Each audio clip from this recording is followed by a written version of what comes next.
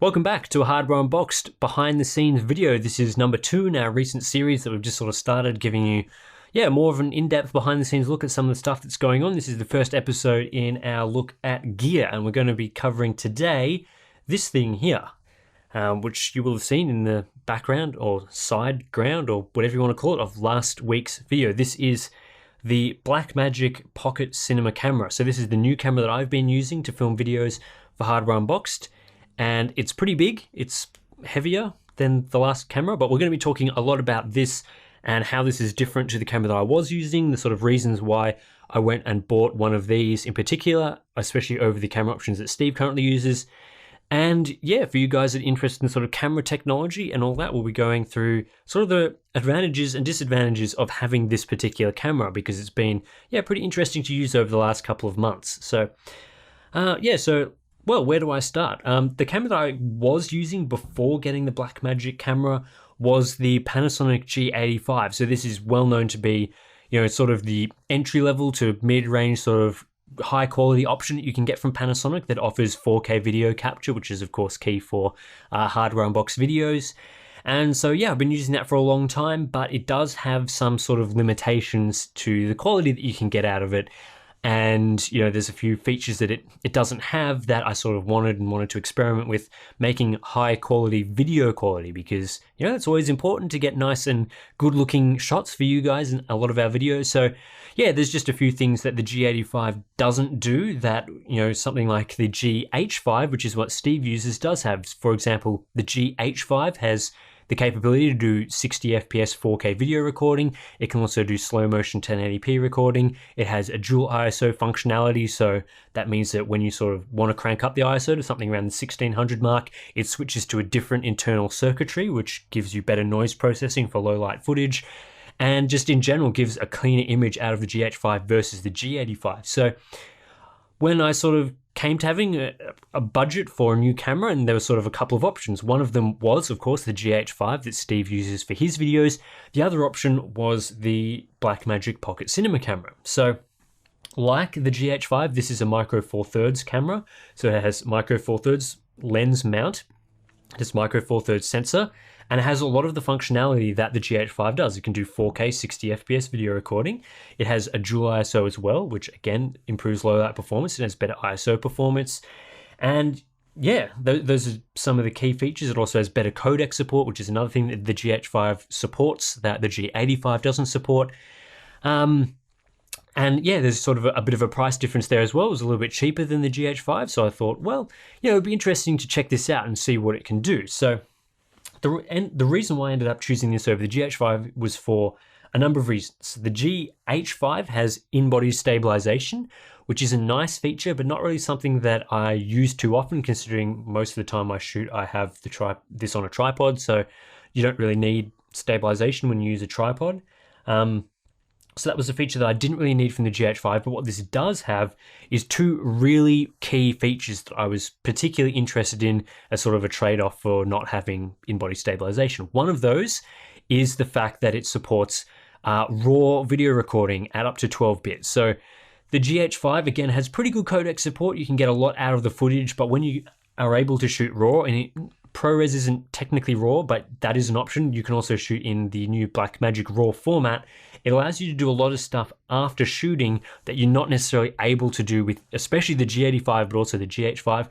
One of those is things like change the ISO after you've shot. So for example, if I accidentally stuff up the ISO and haven't got that quite right, very easy to change that in post. I can also change things like the white balance natively using the raw footage in post, which helps a lot with accidentally getting things wrong. We have a very quick workflow here at Hardware Unboxed, so we want to make all of our shots happen quickly and smoothly, and having the ability to correct some things that we might not have done super well to begin with later on in the post-production pipeline, or whatever you want to call it, really helps with stuff. So by having the ability to shoot RAW, it allows me to do stuff like that. It also delivers much higher quality because the bitrate's much higher, so the actual image quality that you get per bitrate is significantly better with the Blackmagic camera than the G85 and potentially the GH5. Not that I've done too much comparison there, but certainly the quality out of this camera is amazing relative to those cameras, especially for things like 4K video recording. Yeah, the quality really is phenomenal out of the Blackmagic camera. So yeah, I've been really impressed with that. And again, RAW allows me to do a lot of things. The other thing that this camera has is 13 stops of dynamic range. I believe that's right. I believe it's 13 stops, which is higher than the GH5 and higher than the G85. So what that means is that when you shoot, especially when you shoot in RAW and with a flat profile, a lot more data is captured. So one of the things I really noticed with the G85 was, for example, when I shoot monitor reviews, and you will see that, the screen for a monitor can be quite bright relative to the background. And so normally what I do is I turn down the brightness of the monitors to match the remaining scene, because my camera has limited dynamic range. So at a certain point, if the screen's too bright, it will blow out the highlights relative to the background and look like garbage. But what happens with the Blackmagic camera is, because it has so many stops of dynamic range, 13 stops, I don't necessarily have to tweak that as much. And especially if I make a mistake, like I was talking about before, and I accidentally forget to turn down the brightness or something like that, this camera will capture so much detail, so much dynamic range that I can actually fix that in post, which was not possible with the G85. So that's a big advantage of getting this camera. And yeah, the image quality is just phenomenal in terms of, things like its color processing. It's significantly better than the G85. Skin tones are much more natural. There's much more depth to the skin tones as well. There's things like, this chair behind me. There's much more depth to sort of the black levels. In particular, a lot of times with the G85, the black levels would either just be blown or blown out, or the contrast on them wouldn't be super great. But this camera captures so much more detail through its dynamic range and higher bit content of the files that it captures, so that you can really bring out that detail and give you guys just a cleaner and nicer looking image overall. Of course, a lot of you guys probably won't be able to tell some of these advantages when you get to watching on YouTube, especially if you watch it in 1080p. But trust me when I say that this camera does deliver a lot more in terms of its video quality. The other key thing that this has that the GH5 also would have provided, had I gone down that path, is better ISO performance. Specifically, the G85, you really can only use it at ISO 200 without having significant grain in the image. If you go anything above that, it starts to be quite noticeable, especially in darker areas. So for example, if I'm wearing a darker shirt, or you're looking at sort of the chair area behind me, or any of the dark elements in the set behind me, with the G85, often, especially after I've done a bit of processing on the image to make it look nice, there'll often be a lot of just grain and artifacts in the darker areas of the scene, which kind of off-put me a little bit, and especially with my shirt as well. You could sort of just see weird patterns and stuff in the shirt. So I wasn't really happy with that aspect of the image quality, but with the Blackmagic camera's much better, processing pipeline, much better, noise processing and everything like that, this camera is usable over a much wider range of ISOs. You still do get a bit of grain if you go up, especially super high, like above 1600, 3200, that sort of thing. You will definitely start to see grain in the image at a certain point. But when you're shooting in the lower end of the scale, 400, 320, 200, there's basically no grain in the darker areas, which again, that's a factor of having the better dynamic range, but also it just allows a much cleaner image, so that when you're looking at it, there's not as much grain, and it looks clearer, which again then helps to make the image sharper, which gives you better 4K image quality. So that's another one of the key advantages that the Blackmagic camera has over the G85. I believe the GH5 has the same sort of advantage of better ISO performance over the G85, so the image quality again looks pretty good out of that camera. But again, like I said, the reason why I chose this over the GH5 was ensuring the greater dynamic range and also the better format support, which has turned out really well for my processing pipeline. You will see a couple of things that I've got on this camera setup that are a bit different to how you might normally think of these sort of cameras, because it's called the pocket cinema camera. This doesn't look like a pocket setup at all. You've got a freaking handle on here and all that sort of stuff. And it's not really a pocket camera. It's smaller than Blackmagic's bigger production cameras like the Ursa that they have. But there's a few things that you really do need to do with this camera to get it working optimally. So it's kind of that situation. It only costs, I think, $1,300 US, which provides really high quality, video quality relative to the price, so it's good value. But there's a lot of things that it kind of doesn't do super well, so you kind of are trading off image quality for not having some features. So let's just go through and talk about some of the stuff that I have on my Blackmagic camera rig right here. So This lens setup is the same thing that I was using before, in that it is the Sigma 18-35 f1.8. So this is a Canon mount lens that I've got here. It's a, what do they call it, APS-C lens. So this is mounted onto the Micro Four Thirds mount through the Metabones adapter, the 0.7 times ultra speed booster. So this adapts Canon lenses on the EF mount into the Micro Four Thirds mount.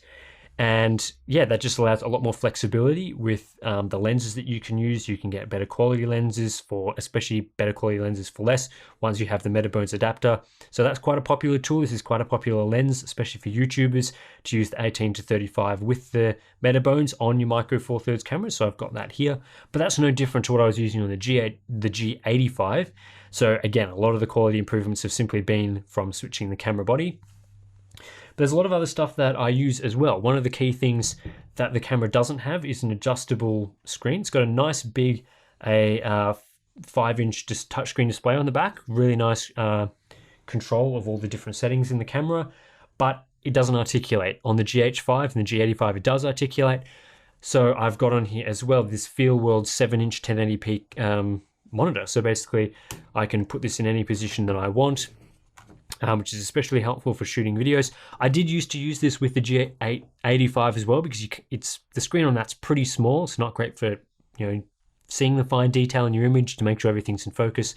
So this was useful, but I've now attached this here to the Blackmagic Pocket Cinema camera, so I can swivel it around and show it to the front of the camera if I need to. I can swivel it to the side, and yeah, with one of these small rig sort of mount things that I've got on here, it just allows a lot of flexibility in the positioning, which, yeah, makes it much easier to shoot films with. So that's one of the main things. You will see as well this sort of springy HDMI cable on there.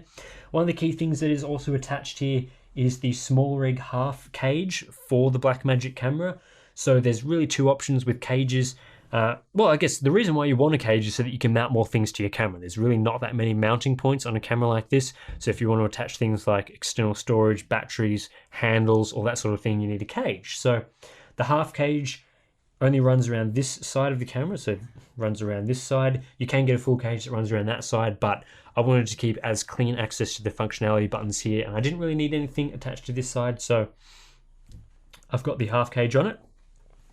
The other things I've attached to it as well, a lot of these attachments do come from Small Rig, which make, yeah, pretty high quality stuff, so they made the cage. I've also got the handle here, so this really helps to just bring the camera around, rather than having to hold it by the lens or hold it like this. I can just hold it by the handle, and that really helps moving around from the teleprompter, which I'm using over there on the G85 at the moment actually, to moving into my B-roll camera, or just moving it around and sort of, yeah, keeping it nice and usable.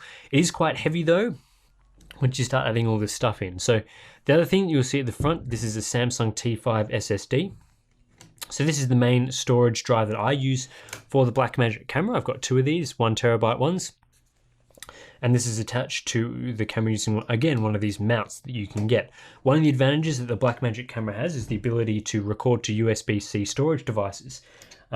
So when you're talking about the bit rates of shooting Blackmagic RAW, shooting ProRes, you do need high performance SD cards. So the camera still has, on this side, 2 storage slots. It has SD card and I believe CFast as well. So you can buy those storage devices for this camera, but they can be quite expensive, especially relative to buying external storage devices like the Samsung T5. So I bought the T5 because the mounts are also compatible, so you can buy a nice mount for it, mount it up the front here, and yeah, it's still just as easily accessible. You just unscrew this, deattach the cable, deattach this, bring it back in, and that really, yeah, allows high speed storage for cheap. And yeah, 1 terabyte, so you can actually get quite a lot of footage out of that.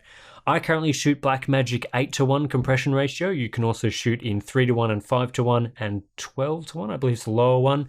And I've found really no difference between 8:1 compared to the higher models, versions, which is why I shoot in 8:1. The files are still massive, it can be gigabytes of data per minute. I think it's something like 2 gigabytes per minute or something like that, but the quality is phenomenal, so can't really complain too much about that. And that all records internally to that drive.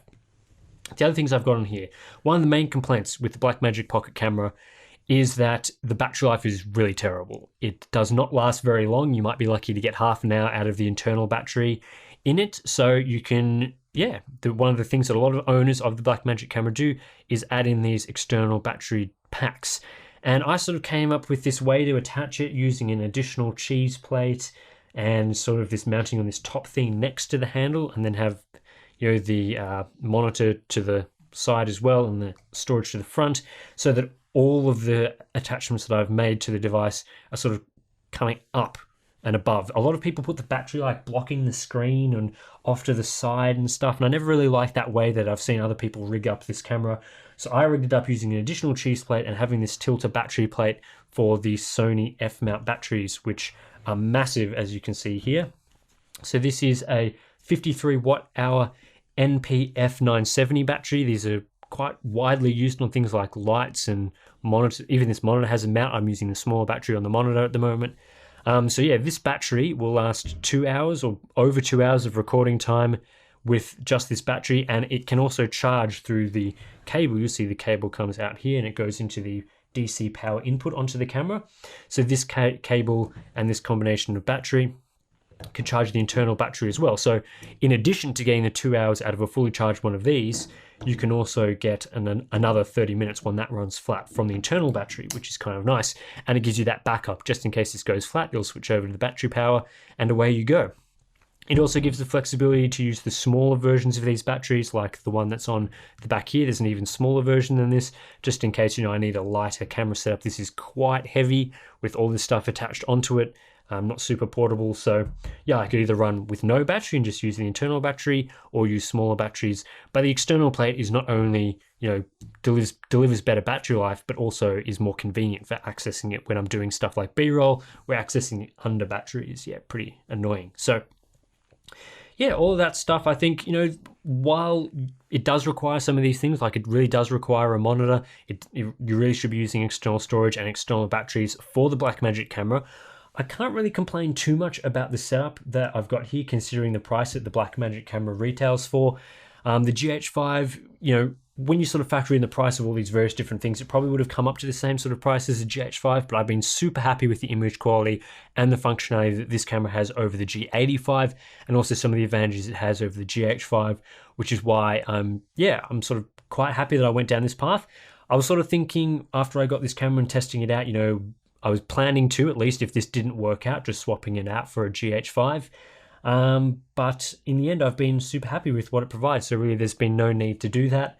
And yeah, the image quality it provides is super phenomenal. I'm still learning a lot about, you know, the things that you can do with this camera that I wasn't able to do with the G85 previously. Things in terms of image quality that are just completely ridiculous from such a portable and affordable camera. It really is very, very impressive. Which again probably is overkill for making YouTube videos, but just some of the things that I noticed, like the ISO performance, getting cleaner images out of, especially shooting things like monitors, which can be quite wide and black often. Just getting that better not necessarily low light performance, but better dark level performance out of this camera has just completely changed the way that I sort of shoot monitor reviews, and that don't need to worry about lighting them quite as much, which can introduce reflections, which can be difficult to handle. A lot of this can just be solved by having a better camera, which I guess is why people spend a lot of money on production cameras like RED cameras or ARRI cameras. So that gives a little bit of an insight into this and why I chose this. Something you guys might be wondering is why I chose another Micro Four Thirds camera over something like, you know, Panasonic has their new sort of compact full frame cameras. You know, Sony has compact full frame cameras as well, which will give another step up in low light performance again. And yeah, so I'll address that because there is a couple of reasons. Firstly, all the lenses that I currently have, while I do use an adapter, are all suited to the Micro Four Thirds mount. So, you know, this lens plus the adapter, I'd have to buy new adapters. The adapters are not cheap. I have got some lenses as well that I use natively with the Micro Four Thirds lens, like is in that camera there that I'm using to shoot this video. A lot of that stuff is only compatible, so I didn't really want to change out the entire lens system that I use. That can be a pretty significant investment. So sticking with this combination of lenses meant that, you know, the main options and contenders were the GH5 or the GH5S, but yeah, not really sure on that camera, or the Blackmagic camera. The other thing is that I don't really need the low light functionality too often.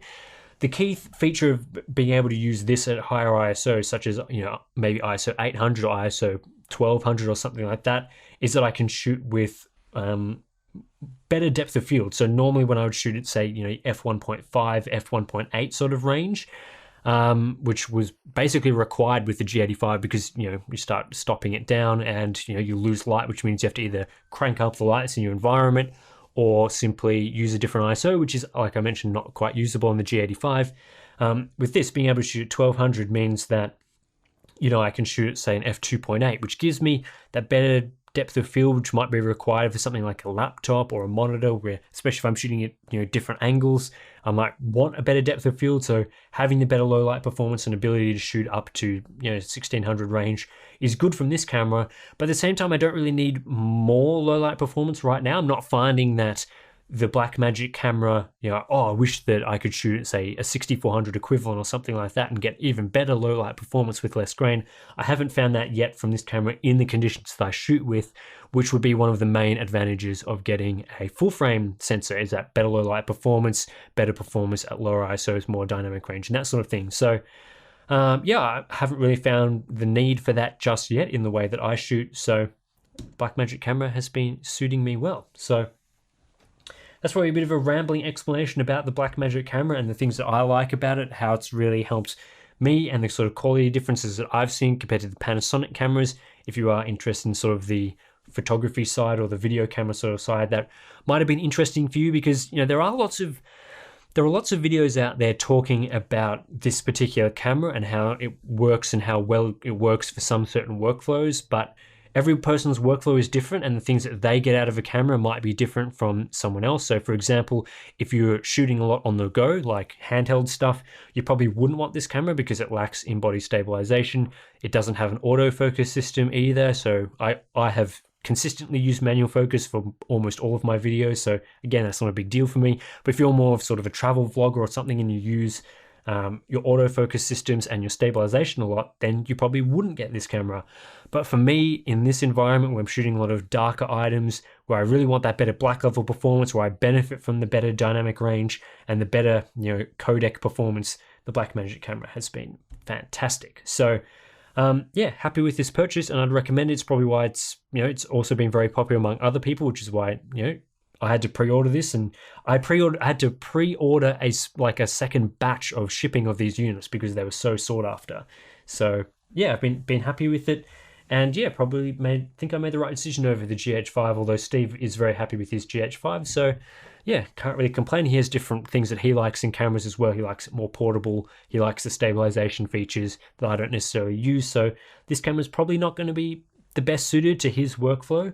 But certainly for me, yeah, really happy with what this provides, and still learning a lot about how I can optimize the benefits that this camera brings. So hopefully that's been interesting for you guys on sort of the Blackmagic camera, and you will have started to see some of the different quality. You might not have noticed, but you should have started to see some of the better quality that this camera provides in some of the videos I've been making recently. So that's it for this one. In the next video, I'm going to be talking about this guy, the Viltrox adapter, and the comparison to the Metabone speed booster, because this is another thing that I've heard a lot of people talk about, and no one has done a really good job of comparing these two. So I'll get to that in the next video for you guys. If you have Micro Four Thirds cameras and are interested in speed boosters, I'll talk about that in the next video. So yeah, I'll see you in that one.